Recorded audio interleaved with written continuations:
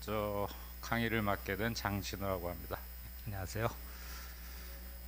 제가 올 때마다 그래도 어떻게 날씨가 포근해져가지고 오늘은 마치 바람은 조금 불지만 봄 날씨 같습니다.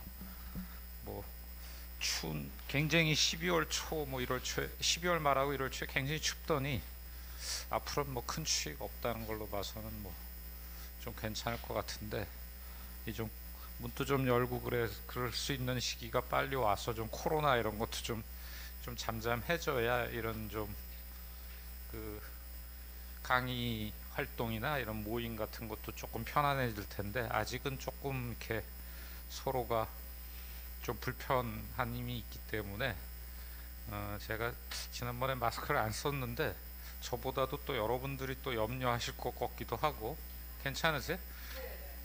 혹시 또 누가 저를 보고 이거 벗고 막 뭐라고 했다고 하지 않을까 싶기도 했는데 그냥 벗고 하겠습니다. 이게 잠깐 얘기하는 게 아니고 좀 긴 시간 얘기를 해야 되기 때문에 계속해서 마스크를 쓰고 하니까 좀 상당히 좀 많이 불편해서 그냥 죄송하지만 하여튼 좀 양해해 주시면 고맙겠습니다.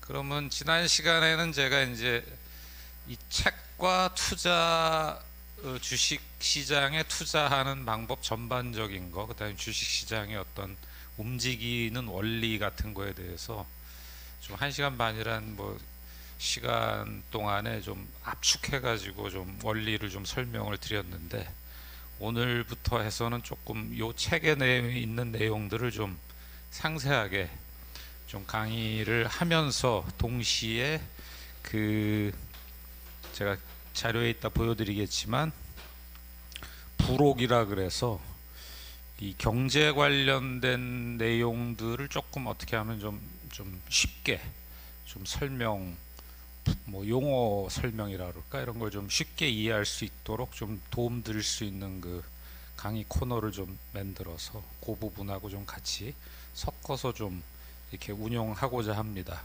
뭐 다만 제가 무슨 뭐 경제학을 전공하는 사람도 아니고 경제를 전부 알 수 있는 것도 아니어서 주로 경제 중에서 이제 이런 투자나 금융 그 다음에 뭐 조금 더 나가면 뭐 회계 이런 거 관련돼서 여러분들이나 또는 뭐 여러분들 가족분들이 좀 꼭 아셔야 되는 내용들 이런 거에 대해서 제가 조금 쉽게 설명을 드릴 수 있도록 그렇게 좀 준비를 해봤습니다. 그럼 우선 첫 번째 시간에는 이 책 주식 투자 최적의 타이밍을 잡는 법에 대해서 오늘은 1장하고 2장을 조금 더 지난번 했던 내용하고 겹치는 부분도 상당히 있지만 그래도 다시 한번 강의를 조금 하도록 하겠습니다. 지난번에 배웠던 내용 중에 조금 주요 내용을 투자의 방법론에 대해서 이제 복습을 해보자 그러면 주식시장에 접근하는 방법은 크게 패시브한 투자 방법하고 액티브한 투자 방법 두 가지가 있다. 그래서 패시브한 투자는 증권시장의 평균 수익률을 내가 어떤 능동적 행위를 하지 않고 그대로 추종한다. 그래서 그 평균적 수익률이라는 거는 예를 들면 우리나라 주식시장 같으면 코스피라는 그 주가 지수, 영어로 인덱스라고 하는 게 있죠. 그리고 그 증권회사나 은행에 가시면 인덱스 펀드라는 게 있습니다. 그래서 그 코스피 200이죠. 코스피가 한 뭐 6, 700 종목 정도 되는데 이걸 전부 다 하진 않고 한 200 종목 정도를 추린 그 종목에 투자하는 코스피 200 펀드가 있습니다. 그래서 그 펀드에 그대로 투자하고 가만히 있는 거 일반 투자자 입장에서는 그게 이제 패시브 투자죠. 또 프로 입장에서는 그 고객들로부터 받은 돈을 가지고 자기가 어떤 종목 선정을 하기 위해서 막 노력하는 아래와 같은 이런 방법이 아니고 인덱스 그 만드는 방법이 있거든요. 그 나중에 제가 이제 기회가 되면 인덱스가 무엇인가에 대해서 한번 설명을 드리겠지만 그 인덱스를 이제 그대로 추종하는. 그러니까 이거 되게 단순하죠. 내가 이 인덱스 펀드에 투자하고 나면은 오늘 2% 올랐어 그러면 내 펀드도 2% 오르는 거니까 되게 단순하죠. 고민할 필요가 없고 코스피는 2% 올랐는데 내 펀드는 얼마 올랐지? 또는 코스피는 2% 올랐는데 내가 가지고 있는 주식은 얼마 올랐지? 이러면 더 오르면 기분 좋지만 코스피보다 덜 오르면은 그 상대적 박탈감 느끼고 이제 배고픈 것보다 배 아프잖아요, 사실. 그래서 저도 뭐 떠난 지는 오래됐지만 현장에 있을 때 영업하면서 사실 제일 괴로울 때가 뭐냐 하면 막 무슨 리만 사태 나고 뭐 IMF 사태 나가지고 다 같이 막 반토막 나고 막 이럴 때는 사실 전혀 안 괴로워요. 손님들도 다 이해하세요. 뭐 또 어떻게 해요. 근데 이제 주시장이 예를 들면은 뭐 지난번 코로나 같이 요즘 증권맨들도 그럴 것 같은데 1400까지 빠졌다 지금 3000까지 불과 10개월도 안 되는 기간 동안 폭발적으로 코스피가 100% 올랐는데 2배죠 올랐는데 하필 종목 추천한 게 뭐 포스코를 추천했다 그러면 하나도 안 올랐잖아요. 그러면 이제 그 손님 전화 올까봐 그냥 겁나죠. 두근두근. 그 제일 괴로워요. 그거 이제 와서 바꾸기도 힘들고. 그래서 이제 그런 거를 막는 게 어떻게 보면은 이 패시브한 투자의 가장 큰 장점이라고 할 수 있어요. 예, 시장 평균을 쫓아가니까 배는 절대 아플 일이 없다. 대신에 이제 내가 우월한 성과를 내지는 못한다. 이제 다 뭐 경제 현상이건 뭐든 간에 그 장점이 있으면 또 단점이 있는 거겠죠. 그렇게 생각하시면 되고요. 그다음에 액티브 투자는 반대로 나는 평균 수익률엔 절대 만족 못하니까 그보다는 더 높은 수익률을 추구하겠다. 이게 액티브한 투자고, 액티브한 투자가 다시 두 가지로 나눠지는데 이제 기본적 분석을 통한 투자, 그 다음에 그 밑에 있는 기술적 분석을 통한 투자 두 가지가 있고, 이제 이 금융이나 이런 투자 그 부분으로 넘어오면 이제 영어를 좀 많이 쓰는 게 이제 일반인들 입장에선 조금 좀 불만이 많으실 것 같은데 이게 참 어쩔 수가 없는 것 같아요. 이게 한국말로 우리말로 좀 이렇게 최대한 풀어서 해드리면 좋은데 요즘 뭐 유튜브 같은 데도 증권 투자 방송들 인기 있는 것들이 굉장히 많지만 거기 이제 뭐 그 현역에 있는 그 설명 잘 해주신 분들이 굉장히 많이 나오는데 그럼에도 불구하고 영어를 많이 쓰죠. 어쩔 수 없이. 그래서 그 왜냐하면 빨리빨리 얘기할 수 있으니까, 그리고 그게 익숙하니까, 그리고 현장에서 또 영어를 그냥 써요. 한국말 우리말보다는. 그러니까 요 기왕에 오셔서 제 강의를 들으실 때 영어도 무시하지 마시고 가급적이면 이 용어에 익숙해지시는 게 굉장히 중요한데 영어도 꼭 좀 익혀 두셔라. 그래서 기본적 투자는 이제 펀더멘탈 하다 그러고 기술적은 테크니컬, 이렇게 기본적 펀더멘탈, 기술적 테크니컬 이렇게 좀 알아두시고, 기본적 분석은 이제 경제도 분석하고 산업도 분석하고 기업도 막 분석해 가지고 이 시가는 이게 사람들이 매매하지만 저건 굉장히 비합리인 경우가 많다. 나는 지금 굉장히 사람들이 싸게 비싸게 거래하고 있는 종목인데 실제로 보면 되게 엉터리 가격을 매기고 있는 내가 보기에는 뭐 이런 종목을 찾거나, 아니면 반대로 향후에 굉장히 나는 이 기업은 너무너무 좋아 보여. 뭐 우리나라 경제가 뭐 1, 2% 성장하는데 이 기업은 앞으로 뭐 계속 5%, 10%, 20% 성장해서 미래에 뭐 굉장히 큰 대기업이 될 것 같아. 이런 거에 투자하는 게 이제 그런 기업 내용을 보고, 그걸 펀더멘탈이라고 그래. 기업의 내용. 그래서 여기 경제 산업 분석, 특히 이제 기업의 어떤 성과 이런 걸 펀더멘탈, 기초. 펀더멘탈이 기초죠. 그 우리말로 번역하면 그래서 기본, 기초. 이런 거로 투자하는 건데요. 근데 이제 제가 지난번 말씀드렸지만 이게 뭐 말이 쉽지 도대체 어디까지 분석을 해야 되는 거예요. 그리고 사람의 미래의 일을 알 수가 있나요? 그래서 제가 선견지명 대신에 후견지명이라는 좀 안 쓰는 말을 한번 뭐 누가 쓰길래 갖고 와봤는데, 지나놓고 보면 뭐 다 맞지, 그게 누가 알았나 이렇게 될지 그건 모르잖아요. 근데 이제 와서 하는 얘기죠. 그 다음에 요거는 이제 요 책에서 지금 펼치는 주장이죠. 주가는 수요와 공급에 의해서 결정되고 모든 기본적 정보는 이미 거래된 주가에 반영돼 있다. 다 뭐 사람들이 바보가 아닌 이상 다 자기도 나름 다 알아보고 거래한다라는 거죠. 그게 다 녹아 있는 게 주가에 반영돼 있는 거지, 사람들이 그 거래하는 가격이 다 합리적인 거지 그게 얼토당토 않을 수가 있냐, 이 가정에서 출발하고, 두 번째는 그렇지만 이 사람들이 이렇게 거래하는 거는 어떤 패턴이 있다. 그래서 이게 과거에 어떤 숫자를 쭉 누적하다 보면 어떤 특징을 찾아내고 그 특징이 어떤 매매에 관한 신호를 준다. 그걸 이제 알아내서 그걸 가지고 이제 예측한다. 그래서 요거의 장점은 이제 객관성과 규칙성을 확보할 수 있다. 그러니까 주식하고 결혼하지 말라고 네버 메리어 스탁이라고 제가 썼는데, 요렇게 하면 너무너무 이 기업을 분석하고 뭐 이렇게 투자하는데 공을 많이 들이고 뭐 또 심지어 뭐 가족이나 주변 사람들한테 이 기업 좋다고 너무너무 얘기를 많이 했기 때문에 나중에 이 기업이 잘 안 됐을 때 이제 스스로 이거를 자기 잘못을 인정하기가 되게 싫어져요. 그잖아요. 우리 뭐 살다 보면 뭐 사람도 그렇잖아요. 나 쟤를 되게 좋게 봤는데 뭐 심지어 배우자까지 지나놓고 나면 아닌 경우가 많은데 어디 가서 이거 말도 못하겠고, 그러면 이제 주식하고 결혼해가지고 자기 실패를 인정하기 싫으면 이제 끝까지 가고 이거 언제 되살아나나 이러다가 이제 망가지는 경우가 많은데, 이렇게 기술적 분석을 투자해서 특히 여러 종목에 나눠가지고 적어도 제가 지난번 말씀드린 대로 한 10종목 이상 투자를 하게 되면은 그냥 뭐 차트만 보고 투자한 거니까 차트에서 맞으면, 물론 그거 고르는데도 뭐 노력을 해야 되겠지만 그럼에도 불구하고 이제 그런 주식과 결혼하는 그런 실수를 범할 가능성이 굉장히 줄어든다.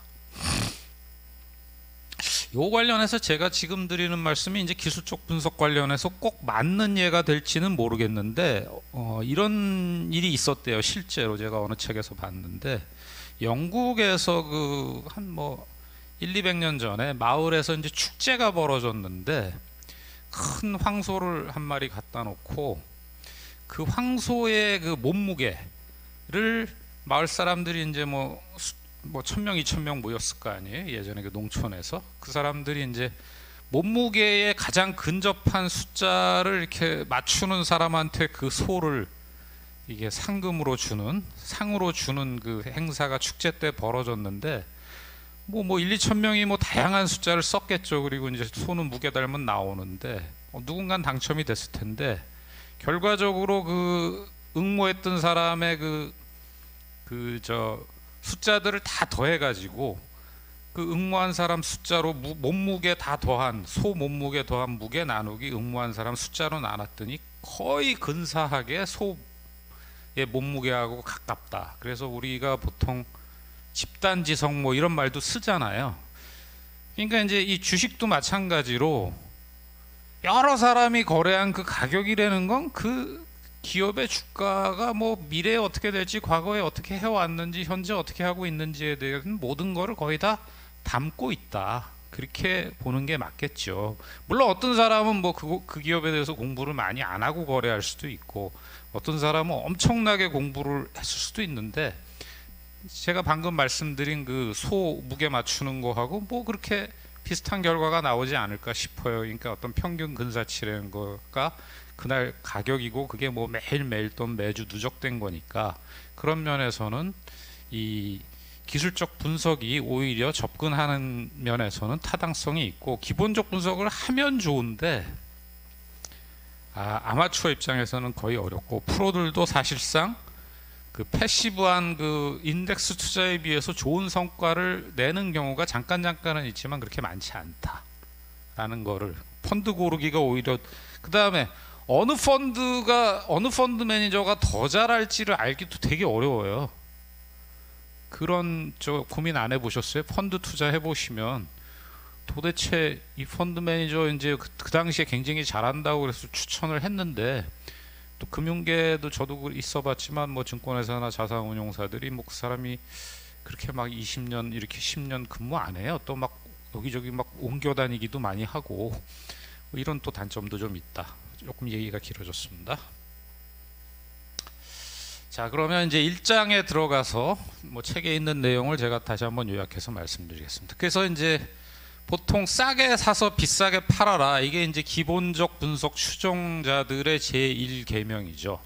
가장 신봉하는 뭐 10계명에, 여긴 뭐 불교를 다 이렇게 저기 하시는 분들이지만 뭐 저 기독교 10계명에는 그거잖아요. 나 이외에 뭐 다른 신을 두지 말라.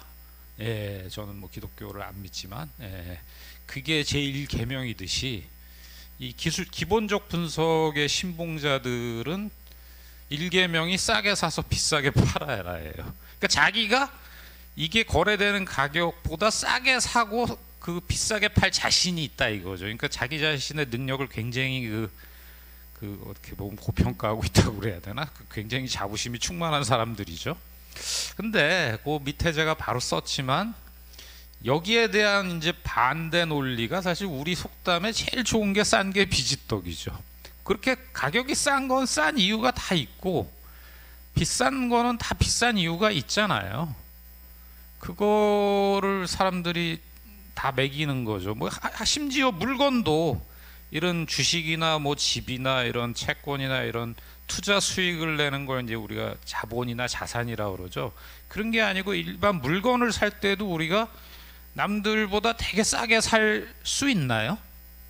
거의 어렵죠. 요즘 인터넷 가면은 인터넷에 최저가 검색 사이트 뭐 이런 거 있죠. 다나와 뭐 11번가 거기 보면은 내가 이거를 뭐 그러면 싸게 사가지고 저쪽에다 비싸게 팔 만큼 가격 차이가 이제 많이 나지 않아요. 보면은 뭐 10만 원짜리다 그러면 뭐 한 5천 원에서 만 원 싼 정도면, 근데 그것도 이제 한정 수량 나와가지고 금방 없어져 버리죠. 누군가 이제 갑자기 똑같은 제품을 이제 좀 싸게 팔고자 마음을 먹을 때 이제 그런 일이 발생하는데, 뭐 10만 원짜리 5만 원짜리 물건도 싸게 남들보다 싸게 사기가 그렇게 쉽지 않은데 뭐 수천만 원 또는 수억을 투자하는 주식이다, 뭐 집이다, 뭐 이런 자산류를 남들보다 싸게 살 수 있다는 게 굉장히 어려운 일이죠. 또 남들보다 비싸게 팔 수 있다는 것도 굉장히 어려워요. 근데 이제 뭐 물건이야 계속 쓰는 거니까 그래 어쩌다가 뭐 굉장히 싸게 샀다. 그럼 우리가 이제 요즘 애들 말로 뭐 득템했다 그러죠. 그럼 주식시장은 득템도 해야 되지만 또 팔 때도 비싸게 잘 팔아야지 이게 초과 수익을 낼 수 있는 시장이니까, 그럼 싸게 매수해야 된다. 근데 사실은 싸게 매수할 수 있는 시기가 가끔 오긴 해요. 언제 오냐? 좀 위기 때 오죠. 뭐 우리가 작년 4월 뭐 9개월 됐나요? 4월에 경험했잖아요. 1300, 1400까지 코스피가 빠지면서 굉장히 주가가 엄청나게 내려갔던 시절이 불과 9달 전에도 있었고, 또 뭐 금융위기 뭐 때도 있었고, 또 우리나라 외환위기 때도 있었고, 또 조금 보면 언제 있었죠? 유럽의 뭐 유럽 재정위기 이런 어떤 그 큰 위기 상황 때 이제 좀 싸게 살 수 있는 기회가 오긴 와요. 근데 이제 그럴 때는 여기 이제 제가 피터 린치라는 사람 지난주에 말씀드렸지만, 그러나 새로 닥친 위기는 항상 이전 위기보다 심각해 보인다. 이거 아주 명언인 것 같아. 코로나 위기 왔을 때 또 다 뭐라 그랬어요? 저 미국 우리 경험도 못 해본 태어나기 전 미국 대공황 때 막 실업자가 20-30%씩 나고, 뭐 우리 영화는 많이 봤잖아요. 대공황 때 영화. 뭐 그거보다 더 심한 위기가 왔다고 뭐 난리들을 치고, 그러니까 항상 이번 위기는 지난 위기보다 뭐 덜하다라고 얘기하는 거 보셨어요? 없죠. 지금도 사실 또 위기가 진행형이라고 하는데 또 어떻게 될지 모르잖아요. 뭐 백신 나오면 끝날지 아니면 이게 또 뭐 어떻게 될지 모른단 말이에요. 그러니까 이게 그렇지요. 이거 뭐 위기 별거 아니다 이렇게 생각할 환경을 우리한테 만들어주질 않고, 본인도 그럼 그럴 때 굉장히 용감하게 투자해야 되는데, 남들은 다 팔고 있는데 자기 혼자 그거를 싸다고 산다라는 그런 배짱과 용기가 있으면은 뭐 이건 사실 어떻게 보면은 분석의 영역이라기보다는 용기와 배짱의 영역이 아닌가 이런 생각이 들고요. 두 번째는 비싸게 매도한다. 이것도 마찬가지 얘기죠. 모든 버블, 모든 거품은 붕괴한 후에야 비로소 버블인지 알 수 있지. 지금 어떻게 알아요? 지금보다 더 오르면 또 어떻게 할 건데? 지금 주가지수 3000이 뭐 버블이다. 얼마 전에 뭐 한국은행 총재가 그런 말로만 금리는 못 올리니까 그런 얘기를 하면서 이제 주가가 한 며칠 출렁거리긴 했는데 알 수 없죠. 또 지금 한국 사회에 좀 큰 문제가 되고 있는 서울의 이제 집값 같은 것도 역사적으로 보면 굉장히 높은 시점은 분명한데 사람들 또 많이 샀으니까 그런 거잖아요. 이게 이제 지나고 나서 몇 년 지나서 꺼졌으면은 버블인지 알지만 후에 모르죠. 또 이게 2-3년 이런 가격이 뭐 꾸준히 계속된다든가 또 더 오른다든가 해서 판단하기가 굉장히 어려운 영역이라서 이런 기본적 분석에 의존하지 말아라 라는 게 이제 이 책 이 책의 제일 첫 번째 주장입니다.